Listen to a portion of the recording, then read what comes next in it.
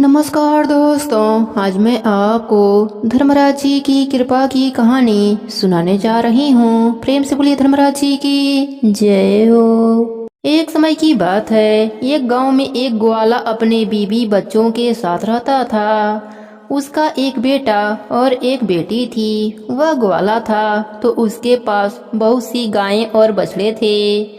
वह गायों को चराने जाया करता था और गायों का दूध दही घी बेचकर अपने परिवार का पालन पोषण करता था। जितना भी वह कमाता था उसकी पत्नी उसी में संतोष करके अपने घर का खर्चा चलाती थी। एक दिन उसकी पत्नी बहुत बीमार हो गई और उसकी मृत्यु हो गई। अब ग्वाले के ऊपर ही अपने दोनों बच्चों की जिम्मेदारियां आ गई। कहते हैं अगर पिता मर जाए तो माँ अपने बच्चों को सही तरीके से पाल लेती है, लेकिन पिता ऐसा नहीं कर पाता। उस ग्वाले को भी बहुत परेशानियां होने लगीं। वह गाय चराने जाता तो अपने बच्चों के लिए भोजन तैयार नहीं कर पाता था।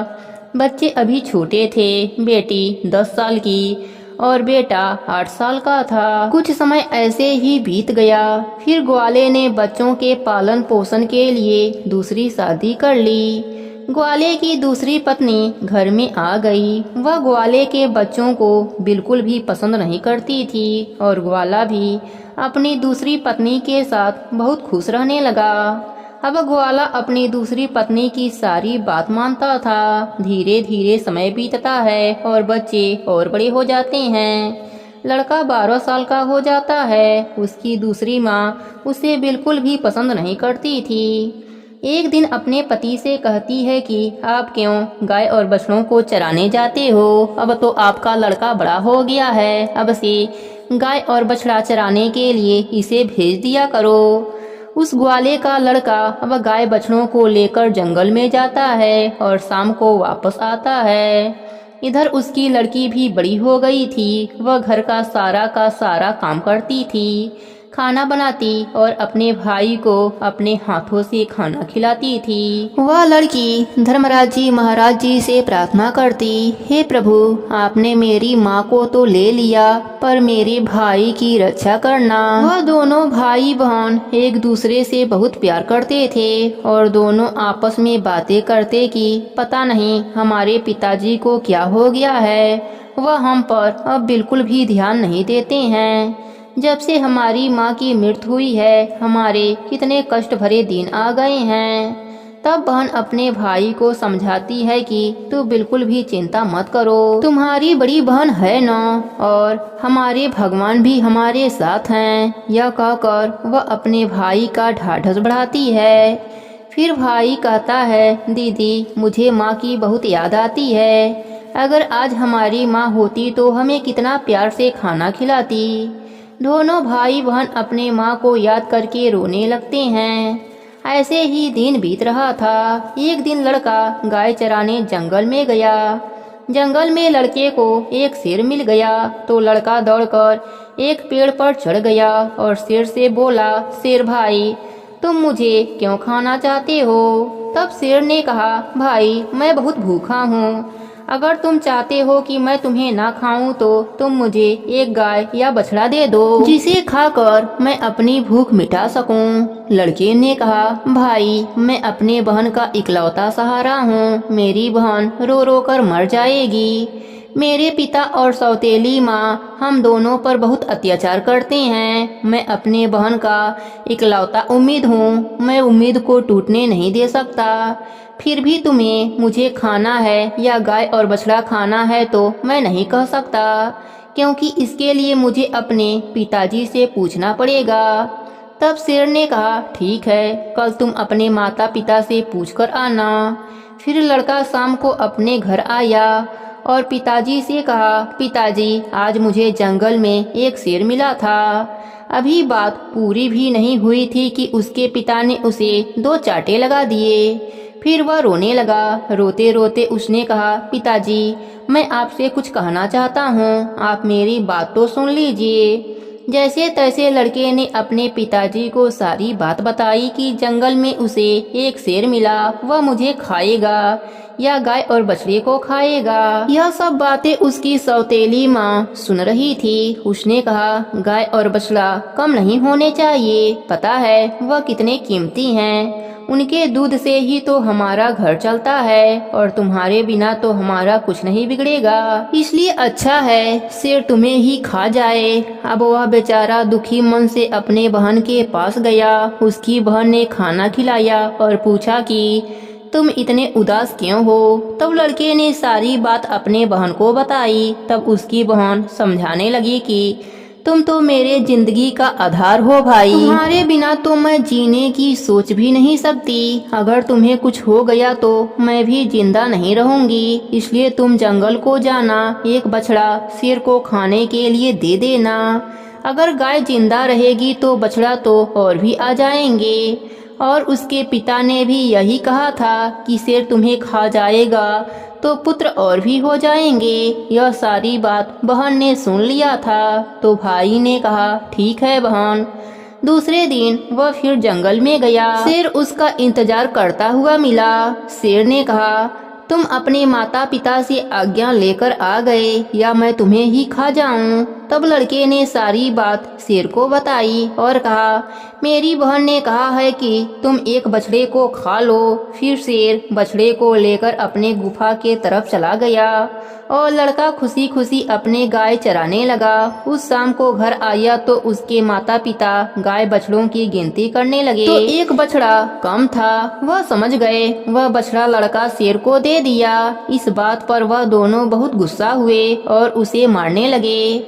उसके पिता ने उसे डंडे से इतना मारा कि लड़का बेहोश होकर गिर पड़ा। उसकी बहन यह सब देख रही थी और उसको बहुत बुरा लग रहा था, लेकिन वह कर भी क्या सकती थी। जब उसके माता पिता चले गए तब बहन अपने भाई को उठाकर कमरे में ले गई और उस पर पानी की छींटे मारी। जब वह होश में आया तो उसे पानी पिलाया, खाना खिलाया और दोनों भाई बहन खूब देर तक रोते रहे। फिर बहन भाई से बोली, अब तुम्हारा यहाँ रहना खतरे से खाली नहीं है। मेरे पास माँ की निशानी यह अंगूठी है, तुम पहन लो और यह घर छोड़कर चले जाओ। अगर तुम जीवित रहोगे तो मुझे आस रहेगी और हम कभी ना कभी जरूर मिलेंगे। भाई को बहन की बातें समझ में आ गई, लेकिन उसने कहा, बहन तुम ठीक कह रही हो, लेकिन मैं तुम्हें यहाँ अकेला छोड़कर कैसे चला जाऊँ। हमारी सौतेली माँ तुम पर भी तो अत्याचार करती है, घर का सारा काम करवाती है, साथ ही मारती पीटती भी है। तब बहन ने कहा, भाई अगर तुम ठीक रहोगे तो मैं सहन कर लूंगी, लेकिन तुम यहाँ से चले जाओ।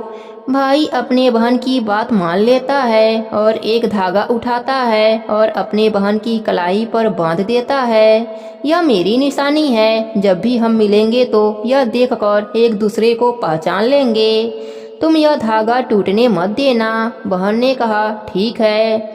जब दोनों भाई बहन बातें कर रहे थे तो उसकी सौतेली माँ सारी बातें सुन लेती है। तब वह मन में सोचने लगी, अच्छा यह बात है, अब मैं इन्हें मजा चखाती हूँ। जब लड़का और लड़की सो गए तब सौतेली माँ ने अपने पति से कहा, मुझे तो इस लड़के का मांस खाना है। पति ने कहा, ठीक है, अगर तुम्हारी ज्यादा इच्छा हो रही है तो मैं अभी इसका मांस लेकर आता हूँ। बाप इतना निर्दयी, इतना कठोर हृदय हो गया कि वह अपने बेटे को उठाया और बाहर ले गया और कुल्हाड़ी से उसके छोटे छोटे टुकड़े कर दिया। फिर उन टुकड़ों को लेकर अपनी पत्नी के पास आया और बोला, यह लो खा लो। तब उसकी पत्नी ने उस मांस की सब्जी बनाई। फिर उसने एक थाली अपने लिए और एक पति के लिए लगाई। तभी उसके मन में विचार आया, भाई बहन का बहुत गहरा प्यार है तो बहन को उसके भाई का मांस जरूर खिलाना चाहिए। तो उसने बहन को बुलाया और एक थाली उसके लिए भी लगा दी और कहा, खाओ। तब बहन सोचने लगी, इतने प्यार से तो माँ ने कभी खाना नहीं दिया, जरूर कोई बात है। जब वह खाना खाने लगी तो बहन ने देखा थाली में वही अंगुली आ गई है जिसमें वह अंगूठी थी।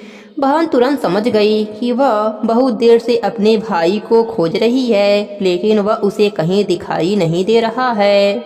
उसका शक यकीन में बदल गया। वह अंदर जाकर जोर जोर से रोने लगी और भगवान से कहने लगी, हे प्रभु, हे धर्मराज जी, यह क्या हुआ? इन लोगों ने मेरे भाई को मार डाला। अब मैं अकेली रह गई।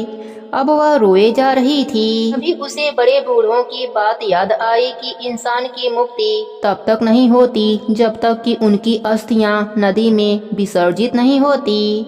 उसने सोचा, मेरे भाई की तो मुक्ति भी नहीं होगी, यह लोग तो उसे मारकर खा गए।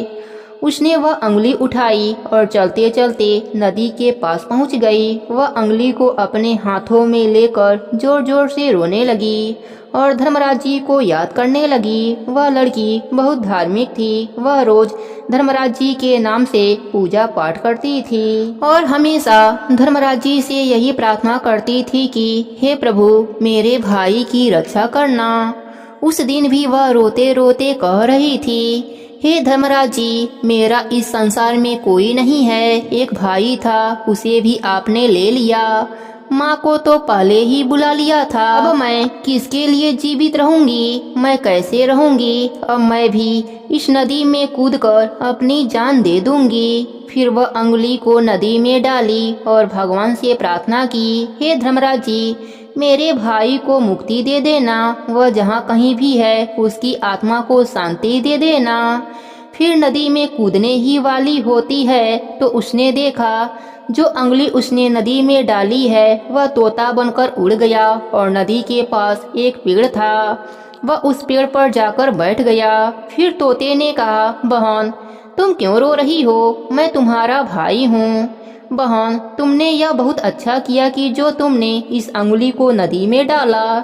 इससे मेरी मुक्ति हो गई और मुझे तोते की योनि मिल गई। बहन, तुम चिंता मत करो, मैं तोता बनकर भी तुम्हारी हर तरह से मदद करूँगा। हम दोनों आपस में सुख दुख की बातें किया करेंगे। यह देखकर बहन बहुत खुश हुई कि चलो, मेरा भाई मेरे साथ तो है, किसी भी रूप में सही। फिर बहन घर वापस आ गई। सौतेली माँ उससे घर का सारा काम करवाती है और खूब खुश होती है कि चलो, इसका कोई अपना नहीं है। इसके भाई से तो पीछा छूटा। लेकिन वह लड़की जल्दी जल्दी अपना काम पूरा करती है और बाग बगीचे में चली जाती है।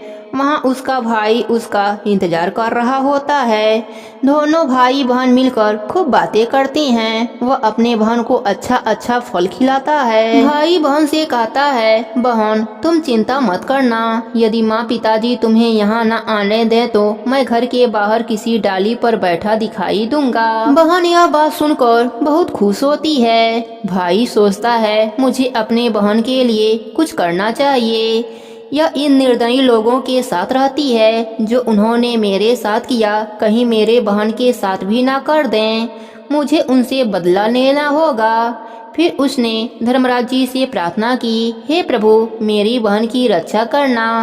वह एक लोहार के पास पहुंचा। लोहार से तोते ने कहा, पिता ने मारा, माँ ने मरवाया। बहन सरासर रोई थी। वह हरिहर तोता बनकर उड़ चला। फिर वह लोहार कहने लगा, तुम क्या कह रहे हो? मेरे तो कुछ भी समझ में नहीं आ रहा है। फिर उसने वही दोहराया, पिता ने मारा, माँ ने मरवाया था, बहन सरासर रोई थी, मैं हरिहर तोता बनकर उड़ चला। तोते को बोलता हुआ देखकर उसे उसकी बातें सुनने का मन हुआ। वह कहने लगा, तोता, तुम मुझे खुलकर बताओ, तुम क्या कहना चाहते हो? तब तोते ने सारी बातें लोहार को बताई। तो लोहार तोते की बात सुनकर कहता है, तुम्हारी कहानी तो बहुत ही दुख भरी है। यह सुनकर मुझे रोना आ रहा है। तुम बताओ, मुझसे क्या चाहते हो? अगर तुम चाहो तो मैं तुम्हारे लिए अपनी जान भी दे सकता हूँ। तब तोते ने कहा, मुझे कुछ नहीं चाहिए, बस तुम मेरे लिए ऐसी कटार बना दो जो तलवार से भी तेज हो। लोहार ने कहा, ठीक है भाई। फिर उस लोहार ने तोते के लिए कटार बना दी। कटार बन गई। तोते ने कहा, इस कटार को मेरे पंखों में छुपा दो। लोहार ने कटार को पंखों में छिपा दिया। वह तोता वापस पेड़ पर आ गया। उसने अपने बहन को कुछ नहीं बताया। उसकी बहन उससे मिली, बातें करी, साथ में भोजन किया और वह घर वापस चली गई। अगले दिन तोता एक सुनार के पास गया और सुनार से भी वही बातें करी। बाप ने मारा, माँ ने मरवाया था, बहन सरासर रोई थी, मैं हरिहर तोता बनकर उड़ आया। सुनार ने कहा, तुम क्या बोल रहे हो, मेरी समझ में कुछ नहीं आ रहा है। वह फिर से वही बातें कहने लगा। सुनार को भी उसकी बातें जानने की इच्छा हुई कि यह क्या कह रहा है। सुनार ने तोते से कहा, तुम मुझे सीधा सीधा बात बताओ, तुम क्या कहना चाहते हो। तो तोते ने सुनार को भी अपनी सारी बात बताई। सुनार भी तोते की बात सुनकर बहुत दुखी हुआ। सुनार भी उसकी बातें सुनकर रोने लगा। फिर सुनार कहता है, बताओ मैं तुम्हारी क्या मदद कर सकता हूँ। तोते ने कहा, भाई मैं अपने बहन को सोने के कुछ गहने देना चाहता हूँ, तुम मेरे बहन के लिए गहने बना दो। सुनार ने कहा, बस इतनी सी बात, बताओ क्या क्या बनवाना है। फिर तोते ने कंगन हार बनाने के लिए कहा। सुनार ने बना दिया। तोते ने उसे खूब आशीर्वाद दिया। तोते ने कहा, भाई यह गहने तुम मेरी गर्दन में डाल दो। सुनार ने वह गहने उसके गर्दन में डाल दिए। फिर तोता उड़कर उसी पेड़ पर आ गया जिस पेड़ पर वह रहता था। उसी पेड़ के कोकड़ में उन गहनों को रख दिया। जब उसकी बहन आई तो भाई बहन मिलकर खूब बातें करी। फिर भाई ने वह सारे गहने अपने बहन को दिया। गहने पाकर बहन बहुत खुश हुई। फिर उसने पूछा, तुम्हारे पास यह गहने कहाँ से आए। तोते ने कहा, मेरा एक सोनार दोस्त है, उसने मुझे बनाकर दिया है। फिर बहन खुशी खुशी घर चली गई। जब सौतेली माँ ने उन गहनों को पहने हुए देखा तो वह जल भून गई और उसे मारते हुए बोली, यह गहने कहाँ से चोरी करके ला रही हो। तब उसने कहा, माँ मैंने यह गहने कहीं से भी नहीं चुराए हैं, यह तो मेरे भाई ने मुझे दिया है जो इस समय तोता बना हुआ है। सौतेली माँ को पूरी बात नहीं बताती है कि उसका भाई ही तोता बना हुआ है। उसने कहा, एक तोता है, वह मुझसे बातें करता है और मैंने उसे अपना भाई बना लिया है, उसी ने मुझे यह गहने दिए हैं। तब सौतेली माँ सोचने लगती है कि ऐसा कौन सा तोता है जो इसका भाई बन गया है। जैसे तैसे तो एक भाई से पीछा छुड़ाया, अब दूसरा भाई कहाँ से आ गया। फिर दूसरे दिन उसकी माँ उस तोते को ढूंढने के लिए जंगल में जाती है। तभी उसे तोता दिखाई देता है। वह तोते को पकड़ने की कोशिश करती है लेकिन तोता उसके हाथ में नहीं आता। थक हार कर वह बैठ जाती है। कुछ देर के बाद फिर तोते को पकड़ने की कोशिश करती है लेकिन तोता उसकी पकड़ में नहीं आता। वह सोचती है कि कैसे भी मैं इसे पकड़कर और इसे मार दूंगी। इसे ज्यादा भाई बनने का शौक है। वह सुबह से शाम तक तोते को पकड़ने की कोशिश करती है लेकिन तोते को नहीं पकड़ पाती। फिर वह घर आती है तो उसका सारा गुस्सा उस लड़की पर निकालती है। वह उससे सारे गहने भी छीन लेती है। अगले दिन लड़की तोते से मिलने के लिए जाती है तो तोता कहता है, बहन जो गाने मैंने तुम्हें दिए थे वह कहाँ हैं। तब बहन कहती है, भैया वह गाने तो माँ ने छीन लिया। यह सुनकर तोता बहुत गुस्से में आ जाता है और कहता है, बस अब इनके पाप का घड़ा भर चुका है, अब इनको सजा मिलना ही चाहिए। फिर वह तोता उस घर के बाहर एक डाल पर आकर बैठ जाता है और इंतजार करता है कि उसके माता पिता कब बाहर निकलेंगे। तब तक वह लड़की कुछ काम करने के लिए बाहर आती है। उसी समय उसकी माँ किसी बात पर उसे डांट रही होती है और उसे मार रही होती है। तभी उसके पिता भी बाहर आ जाता है और लड़की को मारने लगता है। यह सब वह तोता पेड़ पर बैठकर देख रहा होता है। उससे यह सब देखा नहीं गया और वह अपने सौतेली माँ और बाप पर झपट पड़ा। उसके पंखों में जो कटार थे उससे उन दोनों की आंखों में घुसा दिए। अब दोनों अंधे हो गए और तड़पने लगे। फिर उसने अपने चोंच से कटार को निकाली और उन पर वार कर दिया। वह दोनों जमीन पर गिर पड़े। तोते ने कहा, तुम दोनों ने बहुत से पाप किए हैं, मैं तुम दोनों को नहीं छोड़ सकता। तब वह दोनों कहते हैं, तुम्हारा हमसे क्या बैर है। तब तोता बोलता है, तुमने तो मुझे मारकर खा लिया, अब पूछ रहे हो कि क्या बैर है। फिर वह दोनों तड़प तड़प कर मर जाते हैं। तब तोता अपने बहन से कहता है, चलो अब हम यहाँ पर नहीं रहेंगे। अगर यहाँ रहेंगे तो हमें अपने दुख याद आएंगे, हम उसको कभी भी भूल नहीं पाएंगे और दुखी रहेंगे। तो उसकी बहन कहती है, हाँ भैया, अब हम यहाँ पर नहीं रहेंगे, अब हम ऐसी जगह रहेंगे हाँ कोई भी हम दोनों को अलग ना कर सके। फिर वह दोनों वहाँ से चले जाते हैं। चलते चलते एक मंदिर में पहुँच जाते हैं। तोता कहता है, बहन, इससे अच्छी जगह हमें कोई और नहीं मिल सकती। अब दोनों भाई बहन उस मंदिर में रहने लगते हैं। बहन तो पहले से ही पूजा पाठ करती थी, तो तोता भी पूजा पाठ करता है। पास में ही एक सरोवर था, उसमें अपने पंख गीले करके लाता और भगवान के मंदिर की सफाई करता। लड़की भी धर्मराज जी की पूजा पाठ करती थी। ऐसे ही दिन बीत रहे थे। उनके सच्चे भक्ति को देखकर एक दिन धर्मराज जी प्रकट हुए और बहन से कहने लगे, बेटी, तुम मुझसे मनचाहा वरदान मांग लो। लड़की ने कहा, हे प्रभु, मुझे कुछ नहीं चाहिए, मैं तो बस इतना चाहती हूँ कि मेरा भाई पहले वाले रूप में आ जाए और हम भाई बहन को कोई भी अलग ना कर सकें। उसकी यह बात सुनकर भगवान बहुत खुश हुए और उन्हें वरदान देते हैं कि उसका भाई पहले के रूप में आ जाए। फिर धर्मराज जी की कृपा से वह लड़का अपने पहले के रूप में आ गया।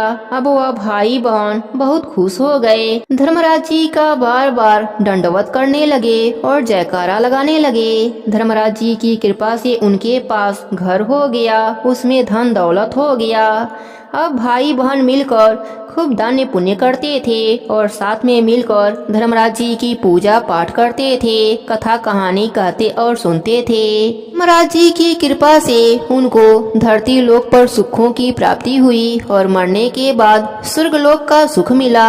हे धर्मराज जी, जैसी कृपा आपने भाई बहन पर करी, वैसी ही कृपा अपने सभी भक्तों पर करना।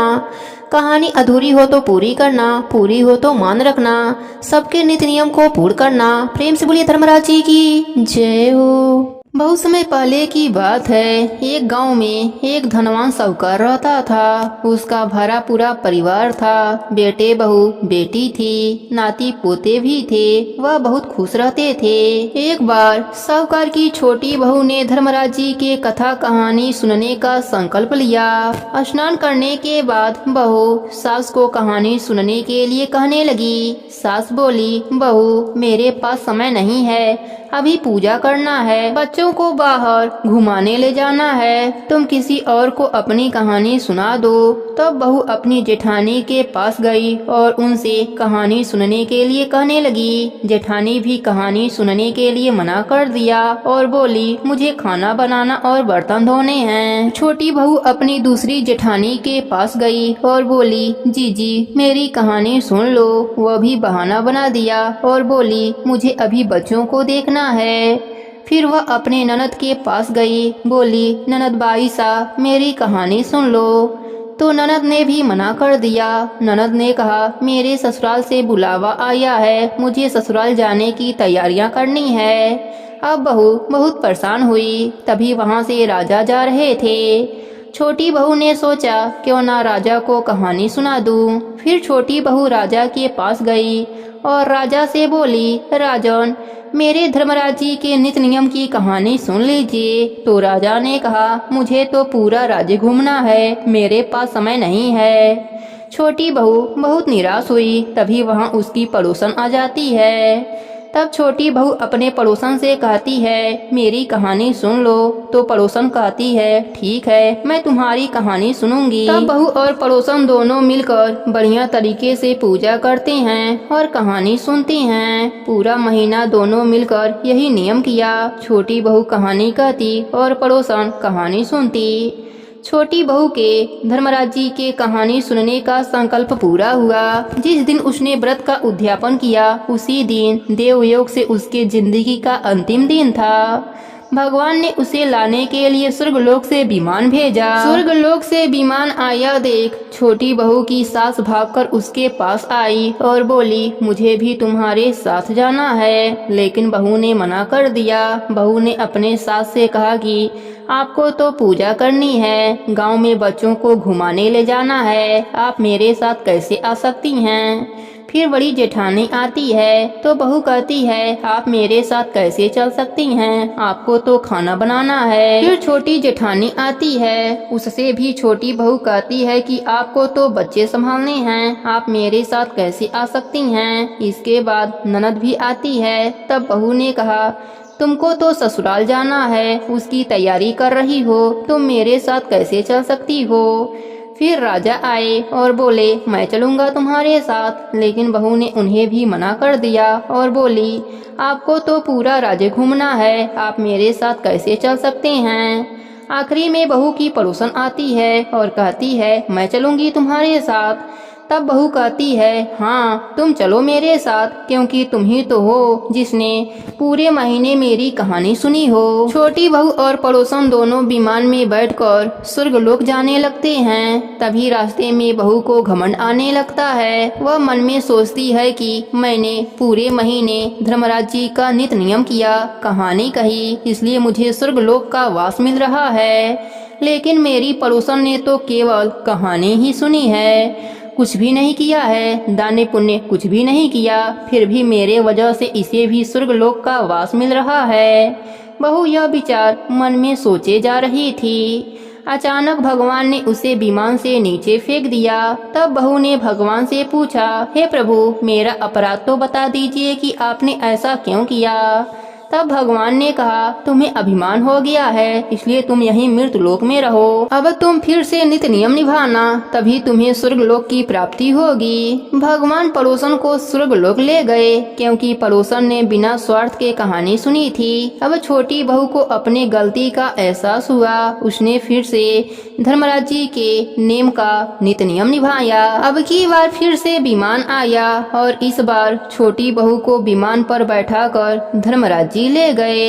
हे धर्मराज जी, जैसे आपने छोटी बहू और पड़ोसन पर अपनी कृपा करी, वैसे ही अपने सभी भक्तों पर अपनी कृपा बनाए रखना। कहानी अधूरी हो तो पूरी करना, पूरी हो तो मान रखना। सबके नित्य नियम और व्रत को पूर्ण करना। प्रेम से बोलिए धर्मराज जी की जय हो।